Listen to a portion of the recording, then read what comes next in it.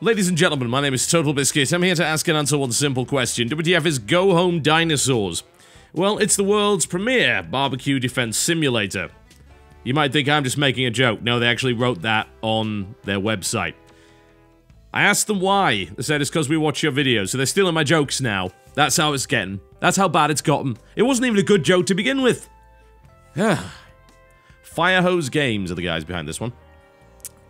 They have also made a game called Slam Bolt Scrappers. They kind of popped up on Steam around the same time. In fact, you can even buy them as a bundle, which is intriguing. But we're going to try their barbecue defense simulator. It's, for the most part, a tower defense game. Let's check the options menu, see what's going on there. Not a huge amount of options available, really, for anything. It is entirely mouse-driven, so you don't need to rebind keys or anything like that. So, it's dinosaurs versus... What is it about X versus Y, right? At least they didn't call it that. I think things came to a head when Pizza versus Skeletons came out on iOS. When that happened, I think we may have officially just reached the end of what video games can accomplish in a narrative sense. There's no further you can go. But, let's try Go Home Dinosaurs. And let's see what's going on. So, I played a few levels of this to get the hang of it, and of course, since it's a fairly casual tower defense game, it's for the most part a case of, oh yeah, here's a bunch of tutorials, so I think I'm pretty much past that now. There's quite a lot of levels available. There are also little cinematics that you can get at the end of each of them. There's several worlds available as well, so let's go on to level 9 and see what's going on with Go Home Dinosaurs. A good question.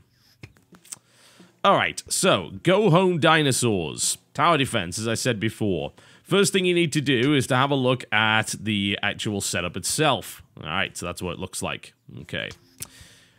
Now, the towers themselves are pre-purchased using a card system, and you can build only the number of towers that you actually bring into the game to begin with, so there was an element of pre-planning. There is also a shop. But the mustache wax is not for sale. I want the mustache wax. Why can't I have that? It's a free country. He's some kind of socialist. Man, nothing worse than... I don't even know what that is. Is it gopher? Some kind of land walrus? Couldn't tell you. Here you can buy power-ups. You can also buy outfits and other stuff like that. There's even a vegetarian mode available. Now, for the most part, these are all power-ups that you can activate instead of having a tower. So if we go back... Oh, crap. Wrong button! Oh, no, there we go. It's alright. I thought I'd started the mission with only taking one tower. That would have been pretty hardcore. So you can take power-ups or towers. Now, if I look at the way that this is arranged, then I can think about, what kind of towers do I want? Well, there's a really long area here that could be used for something that fires in a straight line. Like this one, for instance. This kind of laser tower. It has some weird-ass name. Oh yes, the Gopher Defense Laser. Because, you know, why not? Gotta be wacky. Tesla Zapper, which is kind of cute. That's I think that's a gopher running on a wheel. So it's kind of AoE thing going on there. There's also a freezing tower, which slows people down, and just a guy that shoots. So, you know, nothing particularly special about that. So Tesla Tower, I think...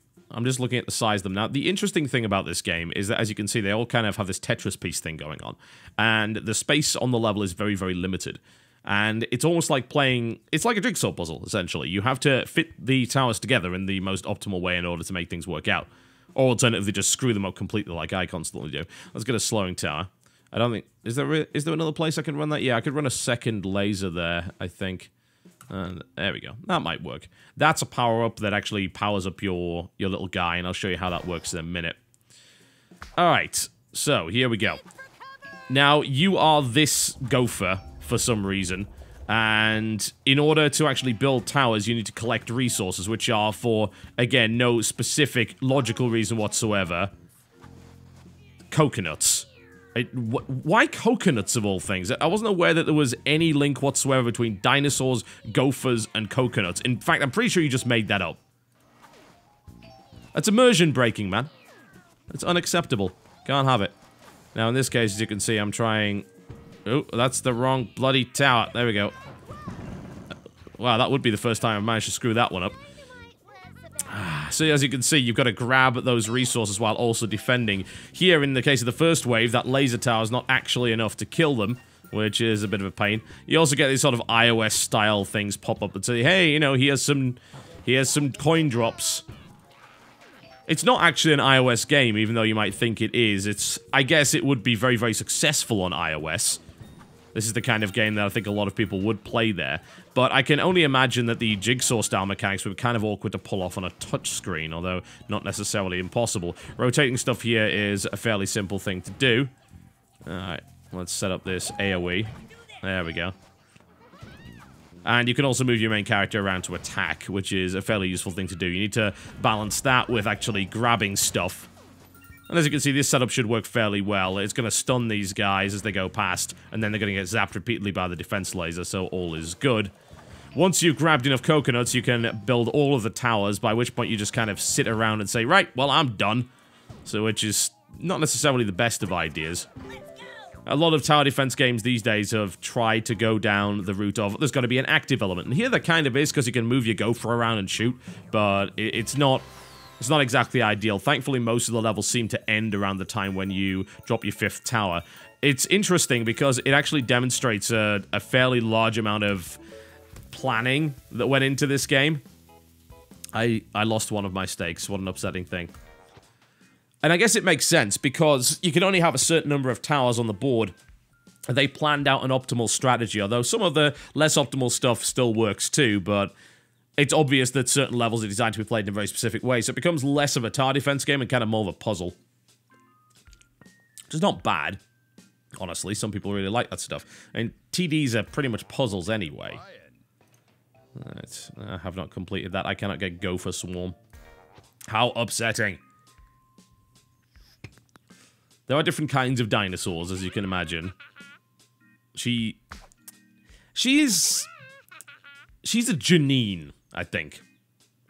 You know, there's always this woman or girl that you have seen, maybe it's at your school, maybe just hanging around a bar or anything like that. It's a Janine. Like, she basically thinks that she's better than everybody. That's Janine right there. And she's gonna come to your house, steal all your stuff, and then leave without any recompense. That's how it's gonna be. This guy, on the other hand, he's just irritating. And as for these, well, I just like to call them fanboys. Adorable land piranhas. This is not a real dinosaur. They just made this up. It's like, well, you know what? We're run out of dinosaurs. Sorry, I only know like 2 brands of dinosaur. So, yeah, we'll just make up some land piranha. It's fine. Alright, let's have a quick look at the level and let's go on. Okay, so the way that this is composed is awkward as hell. There's this really long run here, but I can't place my laser anywhere. Looks like, actually, this level is almost entirely designed around having 4 of these bloody things. This could be deceptive. Let's grab 4 of these and a fireball power-up. Let's see what happens here. This is probably absolutely the wrong way to play it, but we'll see. 4, come on, give me 5. Where's the other coconut? Give me more bloody coconuts. I have a lovely bunch of coconuts. I can start right there. It's not a difficult game, really. And as you saw up to this point, up until I managed to fail the last one because I wasn't paying any attention, I hadn't actually failed a single mission on anything less than 3 stars or 3 stakes, as it says. I can only imagine it does get a lot more hectic later on. But certainly at the start, it's pretty slow going. Anyone that's a tower defense veteran is going to find this game pretty damn easy. Which is kind of fine as well. I mean, it's not like they label it as anything else. It is a casual game, yeah? It's something that you can play if you don't really want anything particularly cerebral. And if you just want to have a little bit of fun. But I see the potential later on in the game for the interesting placement mechanics and the jigsaw play to actually become a really big deal. And that's kind of cool. I mean, here's maybe the first kind of example of that, but here it's just so obviously telegraphed that you should be building these because of the shape of the space that you've got, that it's kind of pointless. These don't do a huge amount of damage, but they kind of do enough, especially if you're supporting him with your little gopher main character here. Now, if I use the fireball, I should be able to clean out the rest of this. Now, AoE is going to deal with all those people as well. There we go. Now, I think I might... I'm just thinking, am I going to actually survive this? I might. I should have moved in closer here. This was a waste of DPS. Suboptimal play. How dare you. We'll, of course, clearly be seeing this at the next MLG. It's got a lot of charm to it, though. It's definitely hard to argue otherwise. The graphical style it's clean. It's not great. I mean, the fidelity's not amazing, but there is a certain degree of charm to pretty much everything that the game demonstrates. It's like neat-looking dinosaurs, the fact that the Triceratops is all prissy and thinks she's better than everyone for no apparent reason. The gopher character, there's some kind of dumb voice acting here and there from some of the characters. The military gopher says some stupid stuff every now and again, but again, it's, you know, it's nothing obnoxious. It's just a case of saying, well, alright, this is the kind of look they were going for, this is the kind of feel they were going for. It's a kid-friendly game. But it's nothing that an adult couldn't play without actually enjoying. I don't think it's gonna set the world on fire by any stretch of the imagination. But it is a lot of fun. And I think the jigsaw puzzle mechanics involved in it do bring some originality to what is otherwise a fairly tired genre. Add that into a fairly nice, stylized, cartoony look, and for the most part, you end up having a reasonably enjoyable experience. There we go. We shall grab a swarm of gophers and deploy them in this mission, just for the hell of it. I'll do a couple more just to show you what's going on. I mean, aside from that, it's kind of really what there is to this game. It's not exactly an expensive one either. It's currently for about $9, the original equivalent on Steam. Or you can also buy it with Slambolt Scrappers, which is their other game, for a bundle and save about $5. Just want to look at the rest of this. But I'm intrigued to see what happens when you get to, like, World 3 and your planning is going to be super good and maybe you can deploy 10 towers at once and so on and so forth. I think that there's actually a reasonable amount of potential for that not to suck. What a ringing endorsement that is. Like, you know what might happen? It might not be awful. It's not awful as it is. It's just, at least I think it's got a decent amount of self-awareness. It knows it's dumb.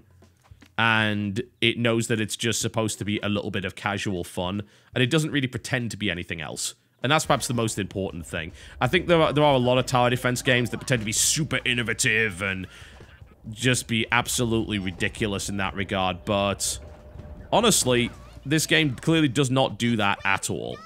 And that's good. There you go, have some gophers. That's kind of neat. It's like almost freaking Power Ranger gophers. It's fun. It's a nice little casual bit of fun. Little more than that. Again, were you really looking for something hardcore here? God, I hope not. You're dumb if you were. It's like, why would it be? Yeah, go Home Dinosaurs. That sounds like a grand strategy game on the level of Europa Universalis. What a wonderful idea that was. No, it's a nice little casual bit of fun. It's reasonably enjoyable, it's got good production values and a reasonable sense of humor to it. And every now and again actually manages to have a reasonably innovative mechanic going for it. So, yeah, it's neat. It's neat for what it is. Probably won't play too much more of it, because it's just, you know, it's not a game that's going to engage me for longer than like 20 minutes, but I don't think that was the point, was it? So there you go. Go home, dinosaurs, you're drunk. The premier barbecue defense simulator. You'll be hearing from my lawyers, Firehose. I was kidding. Don't get mad at me on the internet. My name's been TotalBiscuit. This game is currently available on Steam. Thank you very much for watching. If you wish to go and mess around with dinosaurs, then, well, you know, there's a lot of really bad dinosaur games, so I guess it's not too shabby. I'll see you next time.